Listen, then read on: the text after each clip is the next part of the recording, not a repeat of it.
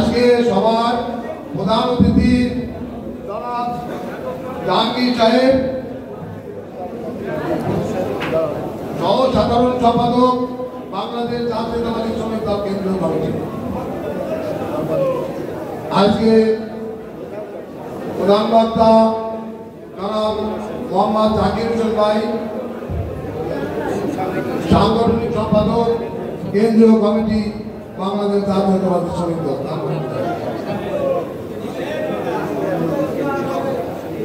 বিশেষ অতিথি জনাব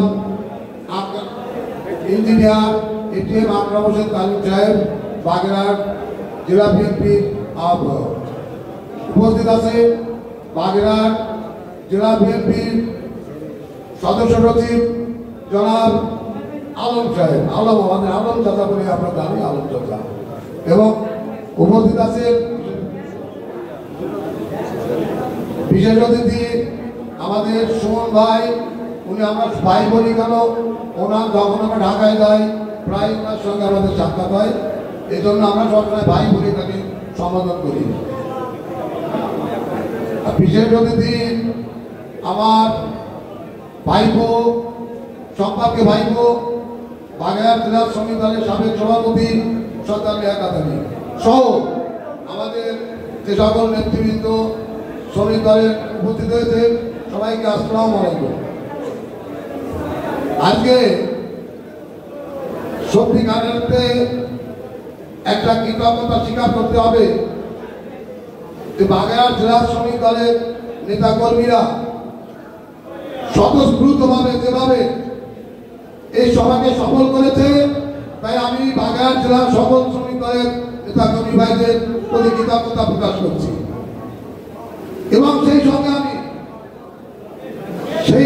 আমি আজকে যাদের আগমনে আজকের এই সভা পরিচালিত হলো এবং তারা আজকে বাগেরহাটে আছে আমাদের সভা পরিচালনা করলেন, আমাদের কেন্দ্রীয় নেতৃবৃন্দ, আমি তাদের প্রতি ধন্যবাদ জ্ঞাপন করছি।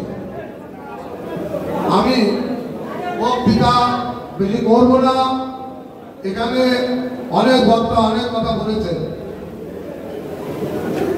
আমি একটি কথা শুধু বলবো, আমাদের সামনে যারা উপস্থিত আছেন এর অনেকেই আছেন কারাবরণকারী, কেউ একবার দুইবার পাঁচবারও কারাগার বরণ করেছেন।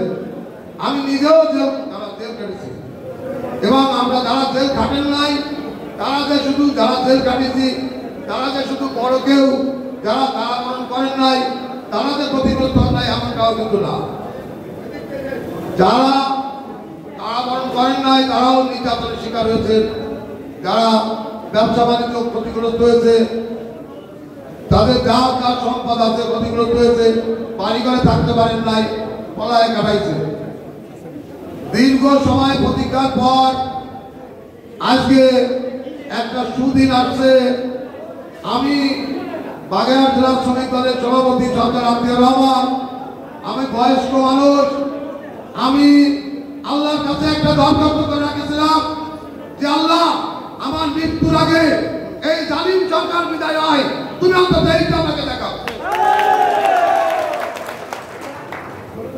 হয়তো আল্লাহ আমার দরখাস্তটা মঞ্জুর করেছে। আমি আরেকটি কথা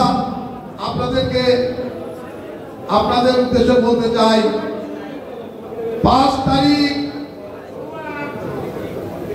5 তারিখে জালিম সরকার বিদায় হওয়ার পর আমরা লক্ষ্য করেছি কি বিভিন্ন জায়গায় কিছু আপত্তিকর ঘটনা ঘটেছে। কে করেছেন কে করেন নাই আমি কাউকে ছোট বড় করতে চাই না।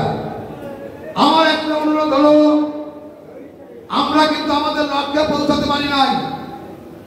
আমাদের লক্ষ্য নির্বাচনের মাধ্যমে আমাদের দল জয় লাভ করে সরকার গঠন করবে, সেইটাই ছিল আমাদের স্বপ্ন এবং সেই দিন হবে আমাদের শেষ পাওয়া।